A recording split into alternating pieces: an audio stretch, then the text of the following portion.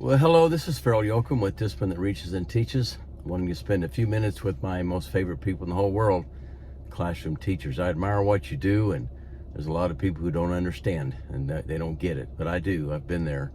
I regret that I've been out for a while. We had a death in the family, and I've missed making some of these videos as regularly as I wanted to during these past several days.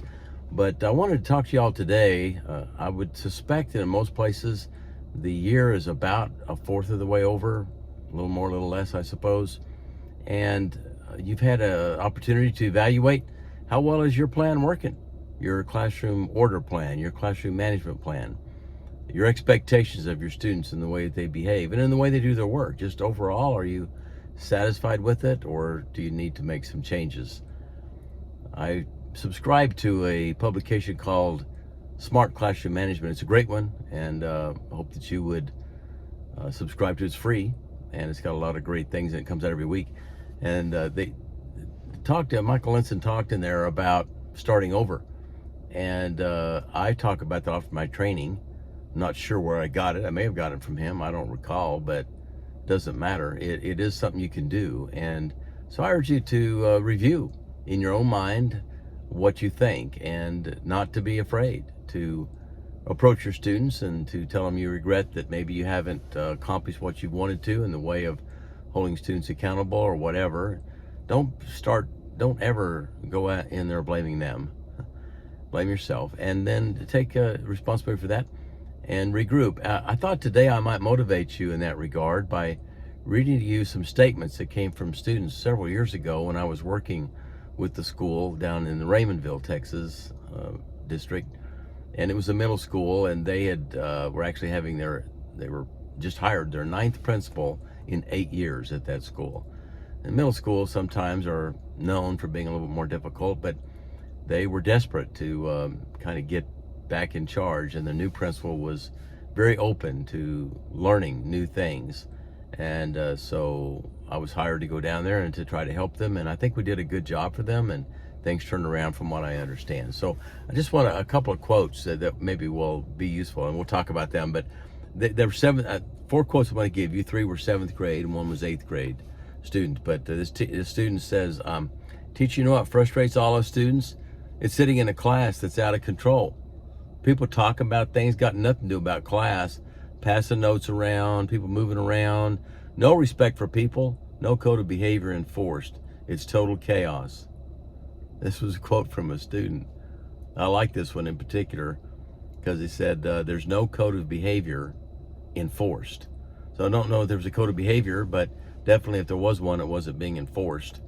And another student, this short one, that said, take control. We like that. That was it, but it's kind of along the same lines.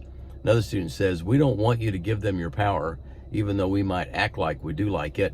We really don't like it when that thing happens. Middle school students in particular are prone to peer pressure, and they will often kind of act like that they want their friends to clown around and misbehave, and they think it's, kind of give the impression they think it's cool. They really don't.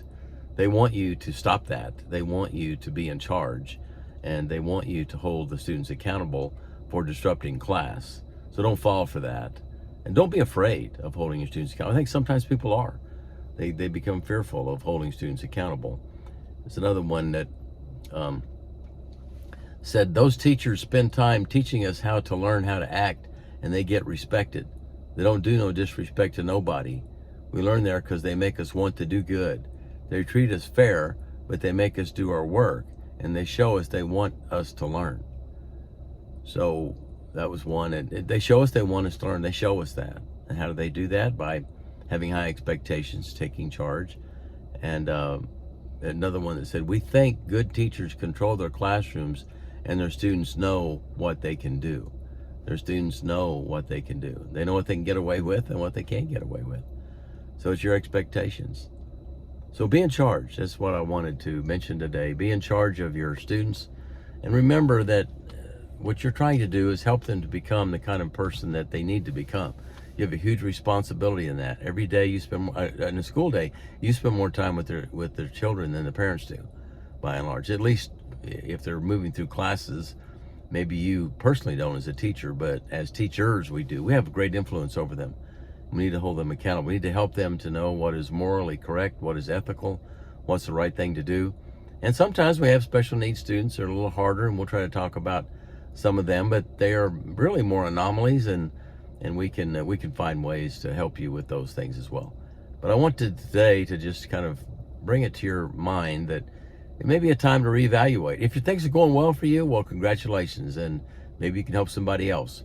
And if not, then maybe it's a great time for you to be reminded that you can take charge, and maybe we can talk more specifically about that in some future videos.